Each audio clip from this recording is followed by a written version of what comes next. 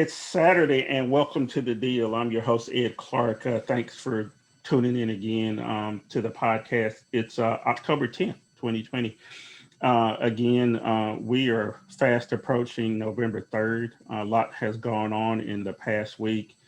Uh, when we left last Saturday, we had learned that Donald Trump was at Walter Reed Army Hospital being treated for COVID. We didn't think things could get any crazier, but they did. Immediately, we found out during the week that the governor of Michigan was the subject of a kidnapping plot by a group of radicals and I won't even call them militia people because I think that gives them too much credit. So, you know what I normally do is I started scouring the internet for people who could talk to us because I don't like to talk about things I don't know enough about. So I scoured the internet and found Dr. Alex Stern with the University of Michigan, who should be able to help us frame what's going on with these movements. She has a book about the Proud Boys. She's done a lot of research on a lot of other things that I think this audience would be interested in. So, first of all, I want to tell you Alex Stern is here, and then also Val Atkinson is back with us, and Dr. Nicole McFarland. So, Dr. Stern, welcome to the deal. Thanks for taking the time to be in with us. Thank you for inviting me. Well, I'll throw the first question to you because I know you have a busy day, and Val and Nicole and I are gonna spend the rest of the hour, talking about all the nonsense we talk about. But I want to talk to you about what happened in Michigan and what is happening in Michigan and a lot of other places that we don't see.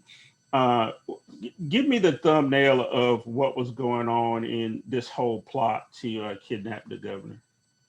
Yeah, thanks. So, this plot involved one group of six, what I would call generally far right extremists, but we should definitely name them for what they are, which is domestic terrorists and white nationalists.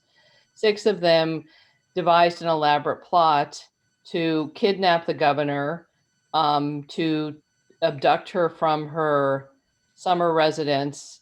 And at one point, the plot included taking her to Wisconsin, where she would undergo a quote unquote trial, which in that lingo often means summary execution.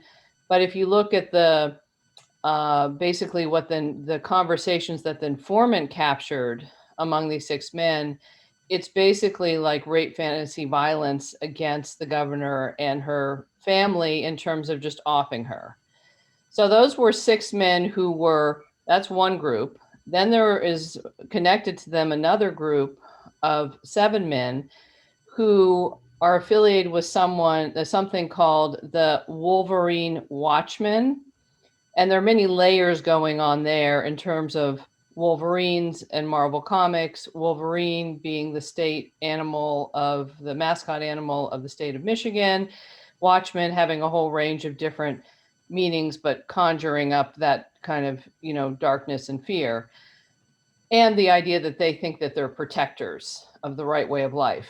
So in any case, those seven men were also arrested, and their plan was to storm the Capitol, to capture certain law enforcement, and to basically wreak havoc and engage in violence on the streets and against certain people. So is that plot a one-off, or is it part of a larger thing that's happening here that we may not be seeing? I heard some commentators say, "Well, it was a small cell of 6 people. But the sentiment is what I'm concerned about. Is it's much more pervasive than those 6 men who actually engaged in the plot, if you know what I mean. Definitely. I mean, I think that we really do ourselves a disservice if we see it as a one-off and as kind of a singular event. I mean, first of all, these 13 men were connected to other men and to other sets of far right actors. They first met up, many of them, in May 2020, when there was, as you might have seen on the news, armed protesters in Lansing who were protesting the COVID public health restrictions that our governor very smartly and thoroughly laid down. They, of course, were emboldened by President Trump's tweets, liberate Michigan, and, you know, the kind of tweets that he does that, you know, instigate people into to take this kind of far right action. So I would say, first of all, no, this is part of a larger network. And if you read the document, the criminal complaint, what you see is that one of the first organizing sessions happened in Dublin, Ohio. There were other meetups in Wisconsin. So I'm really viewing this as kind of, yes, it is linked to the Michigan militia and the longer history of the Michigan militia.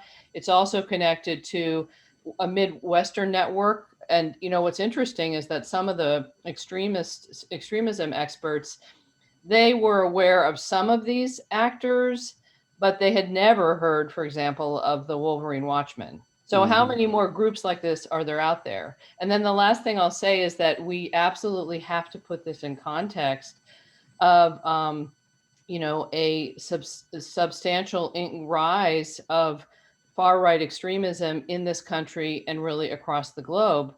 And one of the ironies of this whole situation is that, you know, it's the FBI that foiled this plot, which is great. We're glad they foiled the plot. And the same week that this happened, the Department of Homeland Security released this threat assessment. And I don't know if you've had a chance to look at it, but the threat assessment provides an overview of what's going on with extremism in the United States. And, you know, one of its findings is that last year, 2019, was the most lethal year for extremism in the United States since the Oklahoma City bombing in 1995. And that is coming from these types of domestic terrorists who are aligned with white supremacy. Yeah, yeah, and that's the scary part. I want to remind the folks you're watching or listening to the podcast for the deal. That's Dr. Alex Stern from the University of Michigan. As always, Val Atkinson is here, and Dr. Nicole McFarland is back with us today. As I listen to you, I start to vacillate between being, in utter fear because you don't know who these people are and where they are and what they're plotting. If they would come to the point where they would plot to kidnap the governor of Michigan, but also how they might disrupt the election. And Val, that makes me think about some stuff that we've talked about, and I'm pretty sure you have some questions for Dr. Stern as well. But the safety of this election with these people showing up with guns and feeling like they are the protectors, like Dr. Stern talked about, like they have some sort of, I don't know, divine right to police everybody else. I mean, as you listen to Dr. Stern, Val, how do you feel about the safety of not only us in general, but the election process and the republic? I don't want to overstate it, but I don't feel very safe.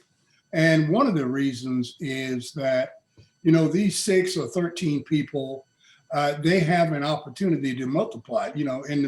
In the business of media, we always talk about legs, whether or not a story has legs. And I think that it does, and it's going to continue to do so. And that's what bothers me. I was reviewing just a little bit of Dr. Stern's book on the Proud Boys, and I ran across a line that really, really it caught my attention because I'm an old Matrix fan from way back, and she talks about red pilling. And I think that is almost the glue to talk about how far these guys can go and how many legs or how much legs they have. Dr. Stern, talk about red pilling just a little bit and how important that is to that movement. Yeah, well, thanks for bringing that up. So red pilling, as you mentioned, is a metaphor that comes from the movie The Matrix, where Neo is offered, kind of the red pill or the blue pill. And if he takes the blue pill, things kind of stay as they are in a kind of misguided state of not really getting reality. But if you take the red pill, you will see things as they really are. Truth will be laid bare, and you will be kind of called to action, right? So red pilling actually started off more in these misogynist men's rights circles, on the internet, like on Reddit, chat rooms, and it's like groups, places like 4chan and 8chan, which you may have heard of. But it started off there and really meant like, take this pill and realize that feminism has messed up your life. It has disempowered you as a man. You have been emasculated. And to take power back, you need to assert your masculinity. Gender roles need to be firm and rigid, et cetera, et cetera. Then it kind of morphed, and that was in like the 2000s. By the 2010s, it had morphed into being also a metaphor for white nationalist radicalization. So it increasingly became associated with, white nationalist ideologies, and seeing things for how they were in terms of not only anti-feminism, but that, interracial relationships were causing disharmony in the United States. They needed to be stopped. That diversity was basically a bill of goods that everyone had been sold and was wrong. So a lot of different elements of that. And I would say that, it's interesting because some of the kind of key words of what was really kind of this alt-right moment from 2015 to 2017, some of those have kind of faded away, but red pill remains. I mean, you can go on any of these social media sites, whether it's Twitter, whether it's Gab, which is kind of the far right version of Twitter, and you can find red pill all over the place. The irony, of course, is that red pilling, that movie was meant to be more of a transgressive movie that had, kind of more progressive elements. But it shows how, with popular culture, these ideas can be twisted and put to other aims. So the idea of red pilling is someone who has been radicalized. From their perspective, they've seen the light. And in terms of white nationalism, what it means is they've realized that there's demographic catastrophe coming to the United States. White people will be extinct. They're disappearing. And unless they take action, they're going to basically be, their ultimate fear is one of extinction and obliteration. Yeah, yeah. Nicole McFarland, we talked about before my association with Crystal Mangum from the Duke lacrosse case. Yeah, I was, for all intent and purposes, her publicist, and we wrote a book together. And we know what the outcome of that event was. And one of the things that strikes me is that a lot of this alt-right rhetoric started right here in North Carolina, in Durham, at Duke University, where Stephen Miller was, and also Richard Spencer. And I had running battles with them all during the Duke lacrosse case, because we tried to keep Crystal out of the limelight. And Stephen Miller, who was pretty much a nobody, realized that it could be a wedge issue. And he talked about the mixing of the races and why it was troubling, that Crystal was involved, those kind of things. This whole movement is not new, I guess is my point, Dr. McFarland. And the misogyny of the movement is something that I know we've talked about before, and just the misogyny in general of media and sort of rhetoric and everything else. Talk to me about how you view these folks who are, involved in these movements like the Proud Boys and the Boogaloo Boys and whatever they want to call themselves. Well, I think I want to be even more specific, and I want to say that a lot of these alt-right movements are grounded in not just the misogyny, but something more specific, right? This is a misogynoir, right? A type of hate hate that is leveled precisely and specifically towards Black women, right? Of course, it is leveled towards all women, but Black women really just is where it is like fully unleashed, right? Or women of color in general.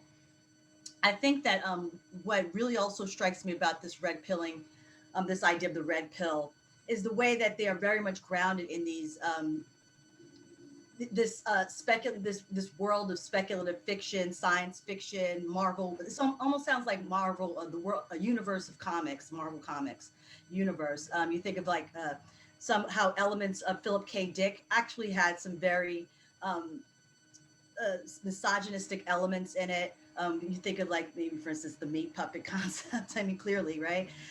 Then you think of how it seems almost as though Stephen Miller and Richard Spencer were almost fanboys who just didn't, had to find their own kind of convention. And if you even think of the Ku Klux Klan, was originally known as the Ku Klux, right? The Ku Klux Klan, which is Greek for sort of this logical organization or group of people. And so they're really based in this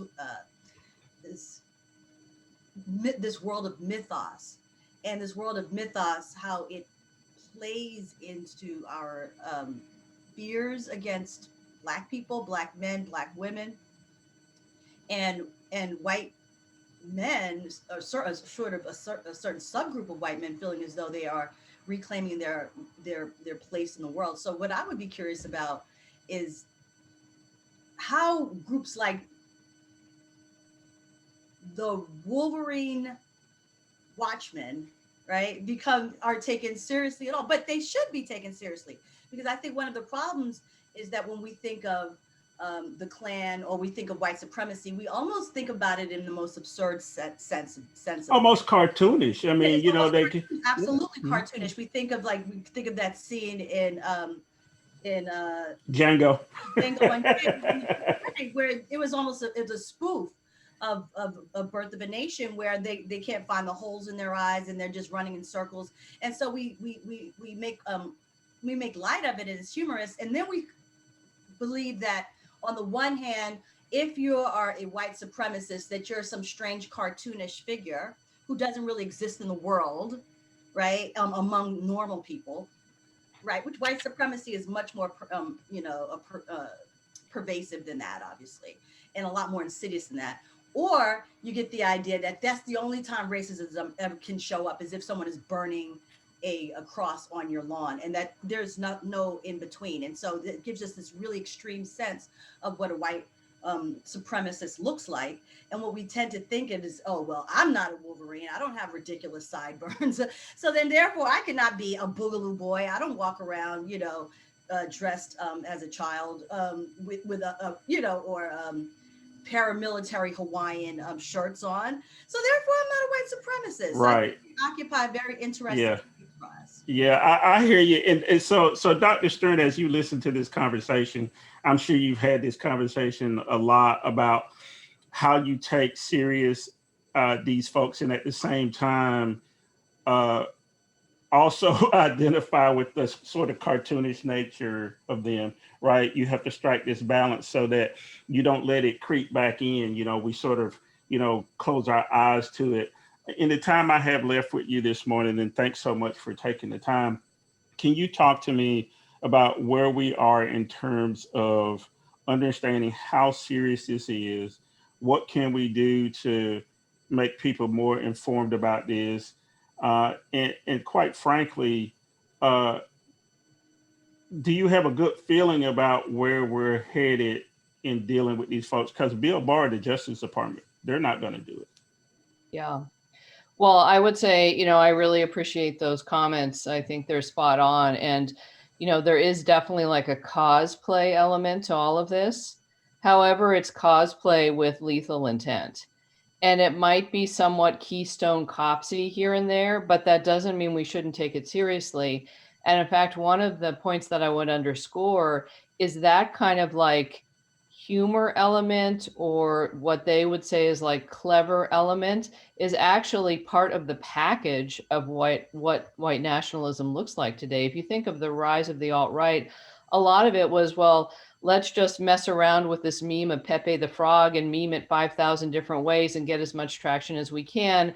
Oh, and by the way, I might have said something that sounded racist, but I really don't believe it. So there's a lot of this plausible deniability, which, you know, is really a cop out, and we need to name it for what it is, because if someone is nodding and winking, dog whistling and insinuating, then they're basically making a rallying cry, because everyone knows what's going on at this point in time.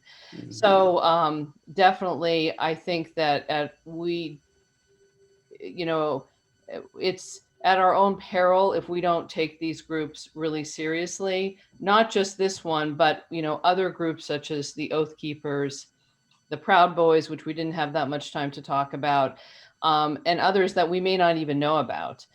In terms of looking forward, you know, I'm really nervous going forward. I'm nervous for my state because I live literally a stone's throw from one of the townships where one of these 7 men came from, one of the 7 who was arrested. I see this around me in terms of, you know, the Trump signs on people's lawns and the kind of, you know, houses with Confederate flags and, you know, American flags all mixed together. So, you know, I see that in the kind of the landscape. Now, that doesn't mean that there's going to be another action against the government, but it means it's part of the kind of culture right now. And, you know, this is a really super high stakes election that we're leading up into. And we have a president who's basically summoned an army of people. He wants these poll watchers, like along the lines of these protectors that we talked about before, the same guys that have showed up, the Boogaloo Boys, they've shown up in Louisville, they've shown up in Kenosha, Wisconsin, never with, you know, good ends. I mean, 2 people were killed in Kenosha, Wisconsin by Kyle Rittenhouse, who was being, you know, seen as a hero. He's like a martyr, you know, a kind of a hero to the cause. So I'm not only worried about the lead up to the election and what we've seen as kind of dry runs of intimidation of voters, you know, waiting in line to cast their ballot, but I'm also concerned about what happens after the election, because this isn't going away. If Trump wins, it's going to take on a whole new dimension, which will be frightening. And we will be truly in the realm of kind of being, you know, an all out fascist country. I mean, there's no way around that. If Biden and Harris wins, that would be you know, like, to me, feel like a restoration of, you know, good, reasonable, decent liberal democracy. However, these movements still won't go away. And if you think about the fact that many of them started organizing and arming themselves in 2008 when Obama won, well, imagine what happens when Biden and Harris win. So there needs to be a concerted effort at de-radicalization in this country, almost like what's happened in other countries, such as Colombia, where they had programs to diffuse paramilitary organizations, and they had to, you know, that would be exceedingly hard in the U.S., as we know, with our Second Amendment, you know, cultures and things like that. But it would need to be a concerted effort. You can't just say, "Oh, they won, everything's all better now." Well, no, it's not better. It requires a transformation along the lines of the energies we saw in the summer with the anti-racist protests, and really kind of just reckoning seriously with white supremacy in all its pervasiveness, as Nicole was mentioning. Yeah, you know, Dr. Stern, you know, it's very sobering listening to you and Dr. McFarland and Val, and you know, we have these conversations here for the last 30 years that I've been involved in this kind of talk. We've been afraid that this moment would come as the country became less homogenous, white. You know, immigrants have been coming in at large rates from South Asia. Uh, Folks are coming from all over the world, and so the country isn't as white as it used to be. So this harkening back to "Make America Great Again," this 50s or Leave It to Beaver neighborhood, the suburbia that Trump keeps talking about, is something that is much more insidious than it sounds. I know June Cleaver was a nice lady, but June Cleaver, her husband may have a AR-15 under the bed and ready to shoot you. So, And I would even say that I think our country was never as wide as we thought it was, and right, that's the reason why these organizations have always existed in the United States, because our country, they always felt, that's why they use the language of self-defense, right? Because they feel like the self-defense is basically in eradicating a population that they feel will overtake them. That's when they talk about these trials and these rape fantasy Yeah. kidnappings. It really is about restoring their predominance in the genetic pool of humanity or whatever. It's really the fact that, we're just more invited into public life.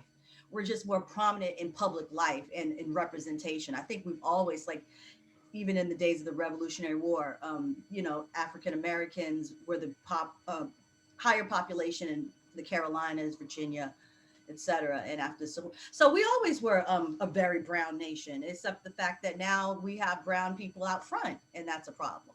That's a problem. Yeah, it's sort of the mythology, right? That we talked about mythology throughout this conversation, right? There is a mythology. It's time for us to take a break, but I do want to tell you, Dr. Alex Stern, it's been a very enlightening conversation. That we want to have you back. So please, if you see my emails, go ahead and answer it, because I think we're going to need to talk to you a lot more, win or lose, for Joe Biden and Kamala Harris. And we're in a very critical, dangerous time when people attempt to kidnap a governor of a state in the United States. So thank you, Dr. Stern, for coming in with us. Well, thank you, and I'd welcome the opportunity to come back and hear more about, the whole experiences with Spencer and Stephen Miller, and also talk to you, Nicole, about, kind of Afrofuturism, American speculative fictions, and how that really is an antidote to a lot of this in terms of imagining our futures. Yes, as a matter of fact, we're working on a program on that, so I'll make sure I include you in that, Dr. Stern. You're watching The Deal. My name is Ed Clark. We're going to come back with Val Atkinson and Nicole McFarland, and we're going to talk about COVID at the White House. We're going to talk about Amy Coney Barrett, or whatever else we could make time for today. Again, thanks to Dr. Stern for giving us some insight that I think everybody needs. We'll be right back after these messages. Why in this nation do Black Americans wake up knowing that they could lose their life in the course of just living their life? Part of the point of freedom is to be free from brutality, from injustice, from racism, and all of its manifestations. We have to let people know that we not only understand their struggle, but they understand the fact they deserve to be treated with dignity. They gotta know we're listening. Reforming policing in this country means creating a national standard on use of force and conditioning federal funds for police departments on adoption of that standard. It's about reining in qualified immunity. We hold police officers accountable. We can't turn away. Now is the time for racial justice. I believe with every fiber in my being, we have such an opportunity now to change people's lives for the better. It's about who we are, what we believe, and maybe most importantly, who we want to be. And welcome back to The Deal. I'm your host, Ed Clark. We just had Dr. Alex Stern from the University of Michigan. We got Val Atkinson here. We got Dr. Nicole McFarland. We're talking about the craziness of the world. We had Dr. Stern in here to talk about what was happening in Michigan because Governor Gretchen Whitmer was the subject of a kidnapping plot that was foiled. Thankfully, things could have turned out very bad had that happened. And so we're going to have Dr. Stern back, I think, a few more times over the next few weeks because Dr. McFarland, it's clear we got some trouble. That it doesn't have to be that all white people are racist, that we need to be afraid. It could just be 6 in Michigan who decide they want to kill the governor that starts the ball rolling towards something very bad. It's like not just that, just the 6 are not perceived as that much of a threat because white men walking around with assault rifles seems kind of safe, right? It feels normal. It feels like it's something we shouldn't be afraid of. So even if all white people aren't racist, clearly, right? Enough white people believe that white people who are clearly seeking to intimidate others through violence is normal, is nothing to fear, is something even to be protected. And but a black man just walking around with I don't know, a cell phone is actually considered someone who's so frightening that they have to be stopped in their tracks. Yeah, yeah, and Val, one of the things I've been thinking about is that sort of dichotomy between these white men can walk around with guns willy nilly, walk up into the Capitol building in Michigan. They were downtown in Raleigh, walking around the Capitol building in Raleigh with AR-15s, with bazookas here in Raleigh, and nobody think that that's a problem. But as Dr. McFarland said, you, on the other hand, are frightening. Talk to me about, and I know we talk about it a lot, when we're not on the air, but this whole way that Black bodies are policed, juxtaposed against how white men can form these militias and terrorize the country and put us all in jeopardy. Well, it goes back here to when police actually started. The whole notion of policing came out of the deal with slave catching and slave patrols. And of course, it morphed into the whole idea of police departments. So it's always been about the business of controlling people of color in the protection of white people. And it's never been about patrolling people of color's neighborhoods to protect and defend them. It is not to protect and defend them, it is to control them. Immediately after the Civil War, the victorious Union Army had to have something to do. They couldn't fight Confederates anymore. So the notion came down from Washington to clean up the Indian problem, as it were. And the same thing goes here now. After communism was defeated in 1989, circa 1989, attention focused then on cleaning up the Black problem. And that's when we revisited and saw things like the war on drugs / war on Black people. So it always has been a problem with the police in terms of their outlook, their positioning regarding the Black community, regarding communities of color. So we have a problem there that is nowhere near being fixed. Now, how does that relate to people walking down the street where AR-15s happen to be white? Well, they're on the side of these police officers, and they're there to protect white people. And anything they do, it may be a prank here or there, but they're on the right side. And that's why you see a lot of sheriffs, people in sheriff's department and other places, they have an easy affinity with white nationalists, with white people who are carrying guns. They stop by and give them hamburgers after they've shot up a church, right? They see them walking toward them with an AR-15 and they're shooting going down the other end where this guy just came from, and they let him walk by. It's those kinds of things that have been instilled in the culture of police departments that allow white people with long guns to roam freely, and people of color with cell phones with no weapon at all to be placed down on the ground, hands behind their back, and sometimes even injured or killed while they are handcuffed in police custody. Yeah, it's such a dichotomy. Dr. McFarland, not to switch gears completely, because I think this is related, they're also afraid of smart Black people, right? Not just your average Black person, but they'll ascribe all kind of traits to Black people who are smart and articulate.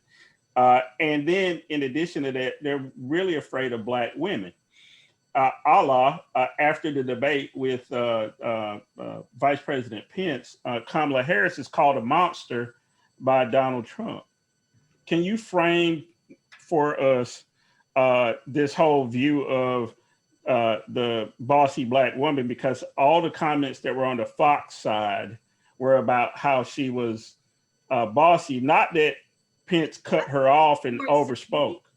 Which is only just a few steps away from saying uppity, correct? Hmm. So they, said, I think I heard somewhere that she was described as sedity, that she was, which really is a way of saying that someone is behaves above their supposed station in life, right? That they're behaving in some way that is above what is their perceived correct location.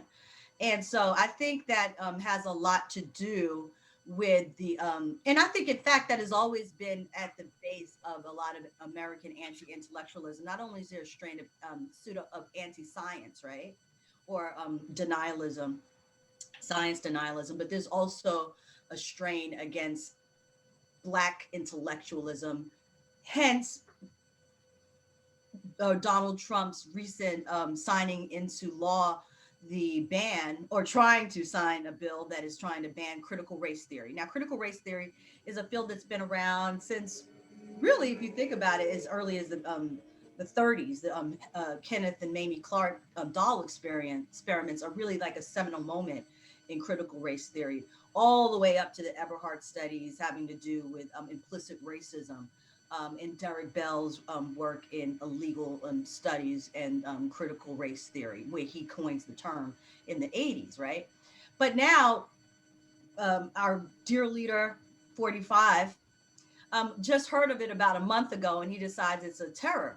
But it really has to do with the fact that this has been a ground in which Black people, Black women particularly, have been incredible contributors to, and have been able to influence the discourse, the public conversation about race, the public conversation about what is equality, the public conversation about what we consider an egalitarian and fair minded way of going about how to achieve American U.S. citizenship.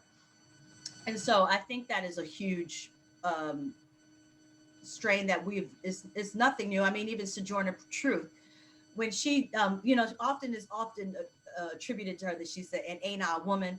People who are there on the scene said she did not say "ain't." She said, "And aren't I a woman?" And later was it attributed to her to make her sound more folksy, if you will. But it was actually really one of the things that African American women have used, a very almost a hyper correct dialect was almost a revolutionary way of speaking, right? Is that when you spoke in a hyper correct dialect, it was a way to signal to white folk, that I'm different, and I think on my own, and you're not going to box me into this vernacular. Now, of course, vernacular has its beauty of its own, but I think that there was a very tight rope that Kamala had to walk. She couldn't. I mean, she did all the. I love. Wait, can I just say this? Flies deserve better. Fly. I think it was unfair. But I also think Kamala Harris deserves better. And Kamala did really a great job, but she also was really smart with her paralinguistic indicators, her gestures, her facial expressions, how she said things without saying anything, because she knew that on the one hand, if she actually said it, then she would be considered too mouthy. But also if she actually reacted too much in terms of her facial expressions and her bodily gestures, that she would be labeled ghetto or even uppity. So there's damned if you do, damned if you don't dilemma that she actually has to a tight walk that all Black women in the public and out in the private sector. Anywhere they appear, you can go grocery shopping and get labeled uppity if you don't grocery shop, right? If you just assert the fact that I was standing in this line first, man. Right. like I was here first, just like so often I've been in stores where white women just sort of just see you and they just walk past you, and I'm just like, you have to even gauge the question within yourself is, do I need to tell this white woman that I was standing here first? Is this going to turn into a thing today? So you have to do that, like every day something like that happens. So. Yeah. Val Atkinson, we've been talking about a lot of things, but I think the common thread here is that there is trouble now, not under the surface, but on top of the surface. And the trouble is also at the head of the snake. In this case, it's our leader, the president of the United States. That's where the trouble actually resides. it's never been so upfront and apparent, obviously in our lifetimes, but maybe not even in the history of the United States, where the leader of the United States is the trouble. So the cure for that is to remove this leader. But we had talked about, before we came on today, the real likelihood of this being a clean election, not from the standpoint of the votes will probably turn out that Joe Biden gets more votes, but all the other shenanigans that could result from Trump trying to hold power. Talk to me again about what we're facing on November the 3rd, the night of November the 3rd. What should we be looking to, and what should we expect? Well, everyone knows that, the most important ticket is the one at the top, the presidential race. But I submit that the senatorial races are just as, if not more important. And the reason for that is that those folks in the Senate are actually the brain of that guy in the White House. We call number 45 sometimes. Without the Senate leaning the way that they lean, the president couldn't do anything. Absolutely nothing that he's doing now.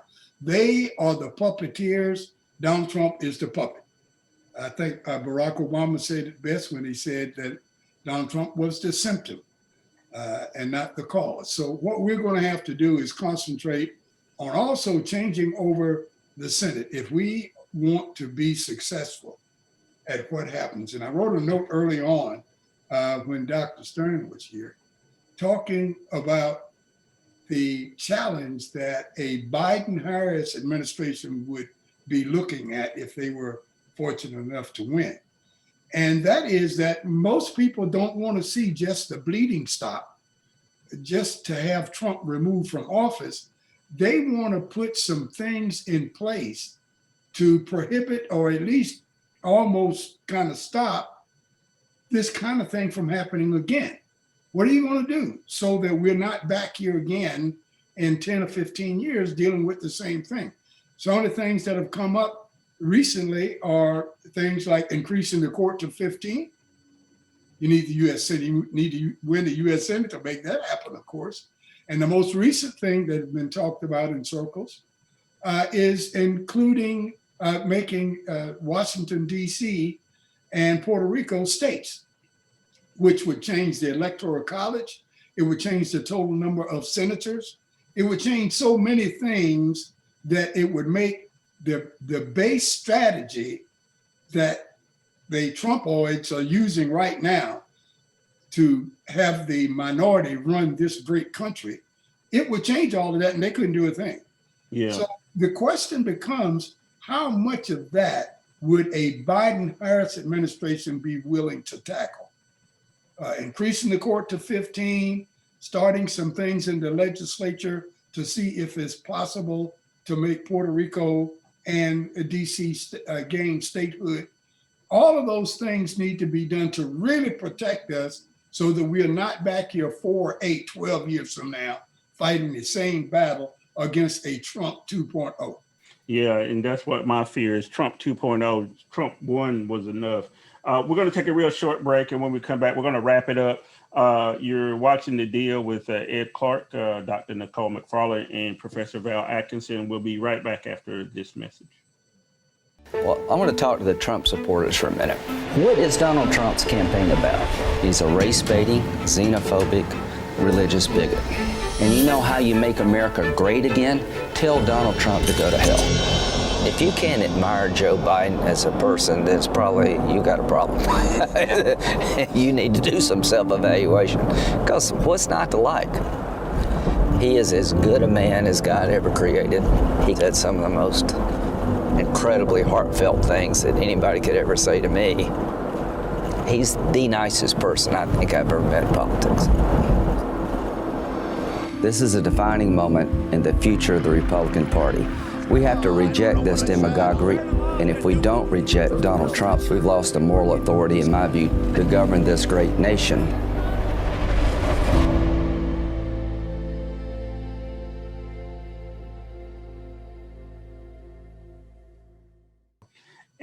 welcome back to our final segment of the deal. I'm your host, Ed Clark. Is October 10th, 2020. We are barreling towards November 3rd. I can't believe it. This is going to be over. No more commercials on TV, thank God. And no more nonsense debates or whatever else is going to go on. I mean, there's an elephant in the room, Dr. McFarland and Val. The elephant in the room is COVID. A lot of the problems that the president has are self-imposed. His constant diarrhea of the mouth, inability to bring people together. He wasn't doing a good job before COVID. And then in January, this disease shows up. He has a method to deal with it, which would have been the group that President Obama and President Biden left to deal with pandemic response, but he tore that apart too, because he doesn't want anything to do with Obama, right?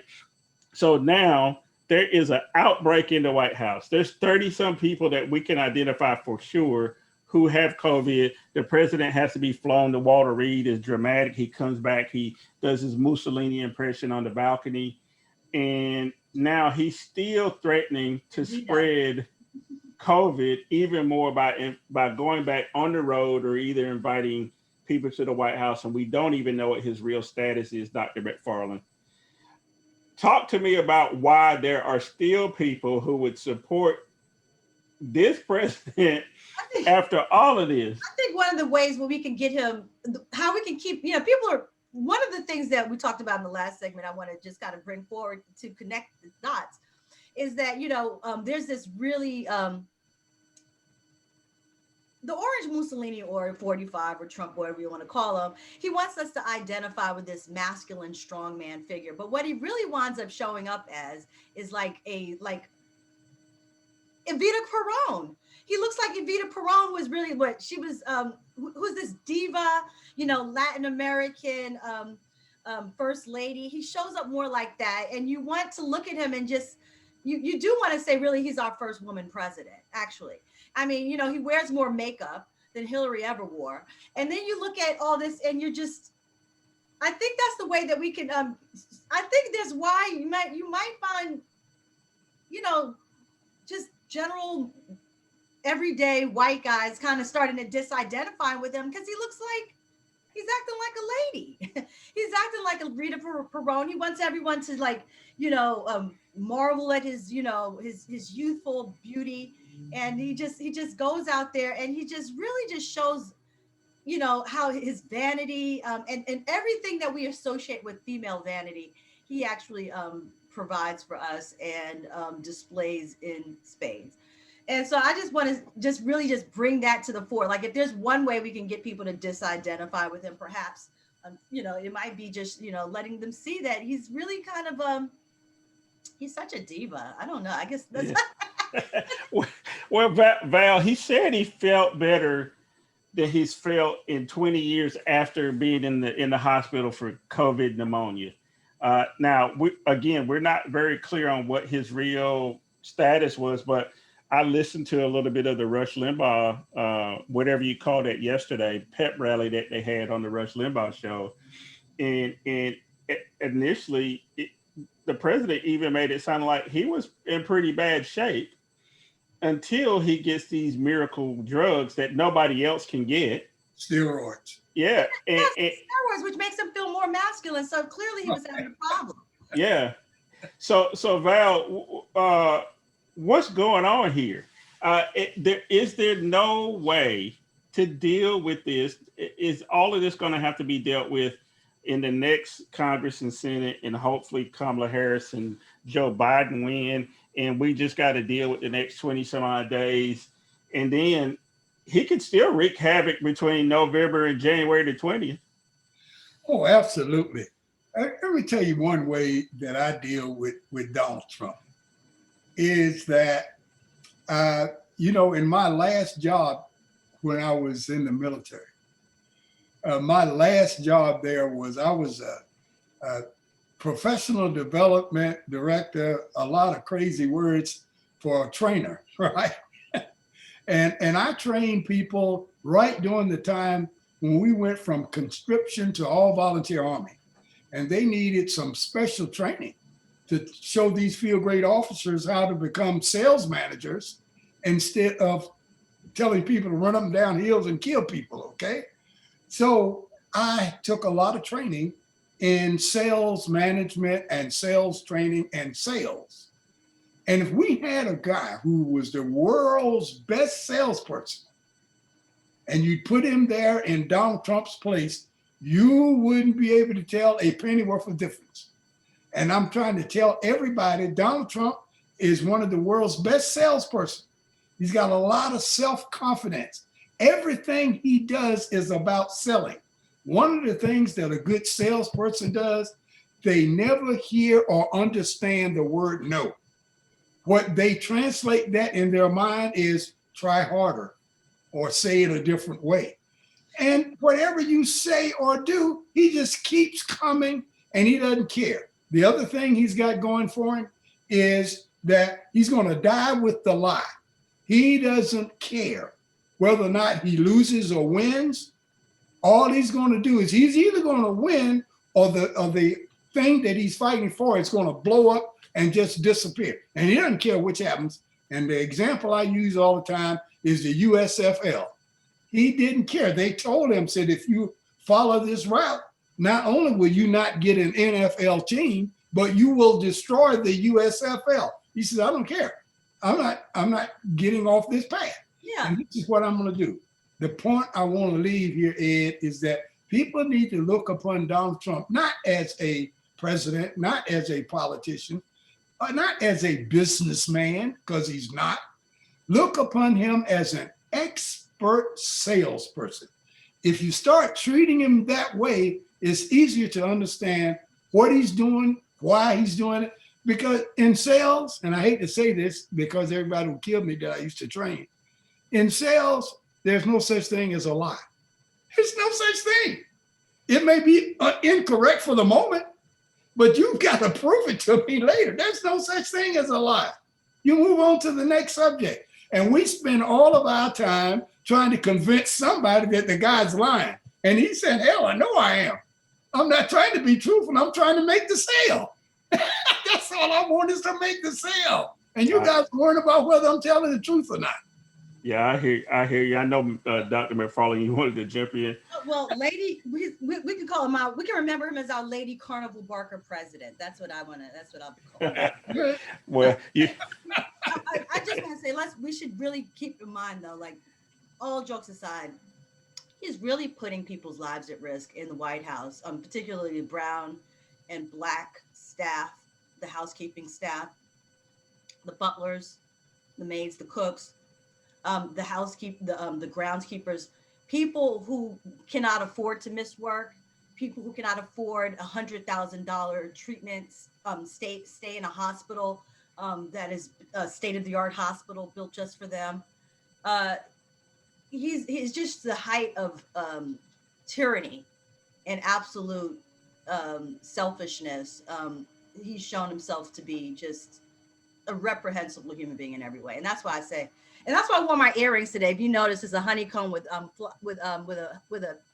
honeybee on it. That was for that's how we get down. That's how me and Harris. This is how Kamala Harris and I get down. You know, Black women, we attract honey.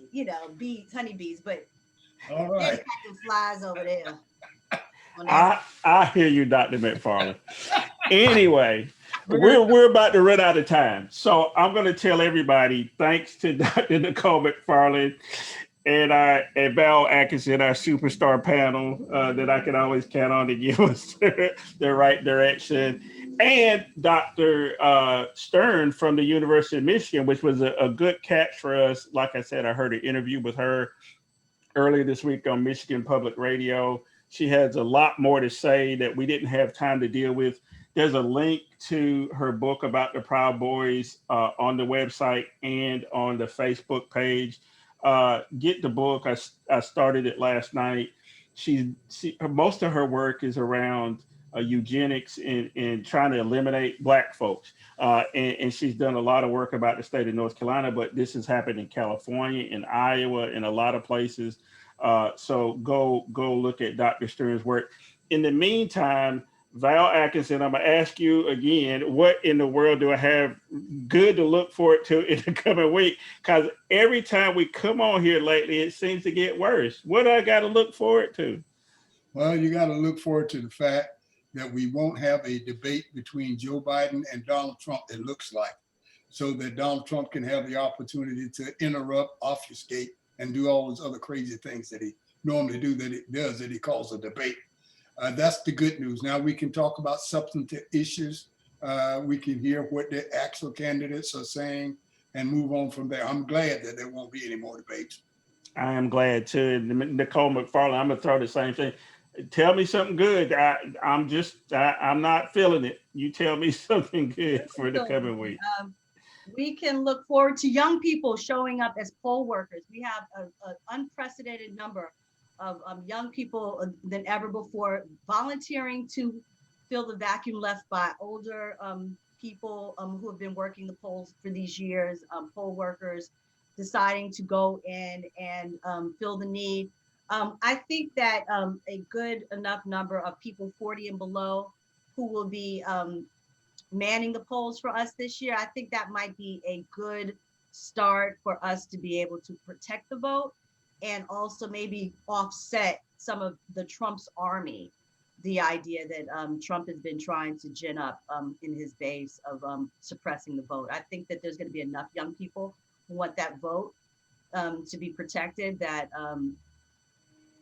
that's a good thing. We have to look forward to young people becoming re-engaged in the vote. Okay, I'll take your word for it. You've just spent the last hour with us on the deal. Come back next Saturday. I can't even tell you what we're going to talk about next Saturday because something's going to happen on Wednesday or Thursday that's going to throw this whole thing into a tizzy and no telling what we'll be talking about. In the meantime, take care of yourself, take care of the people around you. Vote. Early voting starts in North Carolina. Well, it's actually started already in the form of mail-in ballots, which I've already done mine.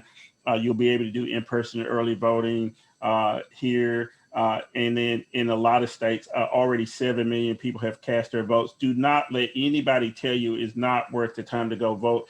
If anytime you vote, this is the time to go. But I encourage you to go every single time. In the meantime, have a good rest of the weekend. If you're off on Monday, if you have a holiday off on Monday, relax, have a beer on me. And we'll see you next Saturday. You've been watching The Deal. Thanks a lot. Bye.